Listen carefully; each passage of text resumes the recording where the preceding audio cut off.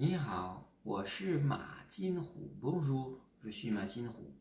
Aujourd'hui, je vais vous expliquer la deuxième famille de caractères chinois qui existe sur les 4 familles. Donc dans un dictionnaire de 8000 caractères, je l'avais dit la dernière fois, avec les pictogrammes qui représentent la première famille de caractères, il y a une deuxième famille qui n'est pas la plus grande famille, c'est vrai. Elle est composée peut-être de 50 à 100 caractères, difficile de vous donner un chiffre précis.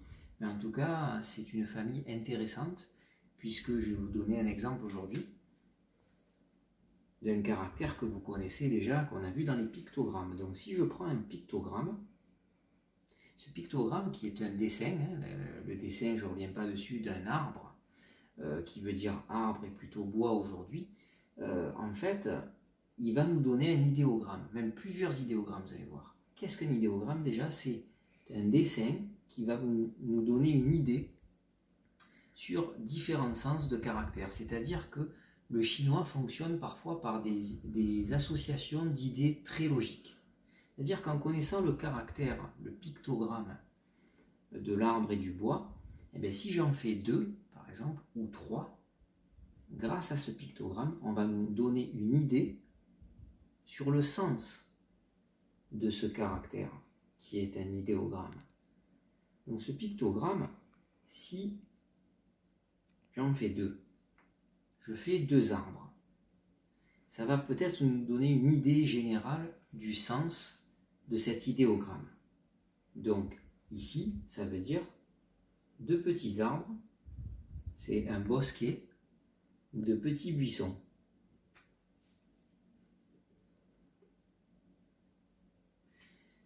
Des fois, il y en a qui, dans le dictionnaire, traduisent une forêt déjà. Oui, en tant que nom de famille, et là je vous donne sa prononciation, parce que c'est un nom de famille assez connu en Chine. Monsieur ou Madame Lin, si vous entendez ça, c'est l'équivalent du nom de famille français La Forêt. À ce sujet-là, mon meilleur ami en Chine, qui m'a appris énormément de choses quand je vivais à Shanghai, il s'appelle toujours Monsieur Lin. Donc je lui fais un petit coucou, même s'il ne parle pas français, mais je le remercie dans cette vidéo. Donc Monsieur ou Madame Lin, si vous entendez ce nom de famille, ben, ça s'écrit comme ça. On peut le traduire par la forêt. Mais ça veut dire bosquet et petits buissons. Continuons avec d'autres idéogrammes. On reste dans la même idée de l'arbre. Si je mets 3 arbres pour gagner de la place, je vais en mettre un en haut et 2 en bas.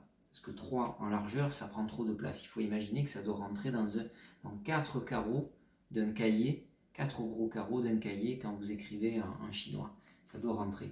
Donc on a mis un au-dessus. Ils sont très serrés. Si on reste dans l'idée de l'arbre, 3 petits arbres serrés, ça va vouloir dire l'adjectif épais, dense, avec un E, pas danser, touffu. Donc attention, c'est pas pour les cheveux épais, c'est vraiment un rapport avec des arbres. Donc ça veut dire épais, dense. Donc on est toujours dans l'idée des arbres. Et je termine, vous voyez qu'on apprend pas mal de caractères en peu de temps. Si je veux vraiment dire le mot forêt, pour les Chinois, le mot forêt, ce sont des bosquets, des petits buissons qui sont très épais, très touffus, très denses.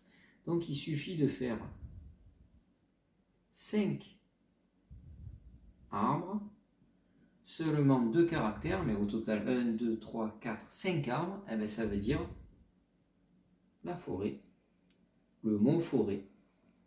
Imaginez en français la difficulté, avec le T qui ne s'entend pas, l'accent circonflexe. En chinois, il suffit de faire 5 arbres pour le mot forêt. Je vous donne la prononciation, pas obligé de le retenir, mais au moins vous saurez dire forêt. Sen Lin. Vous voyez, c'est pas très difficile de l'écrire en chinois.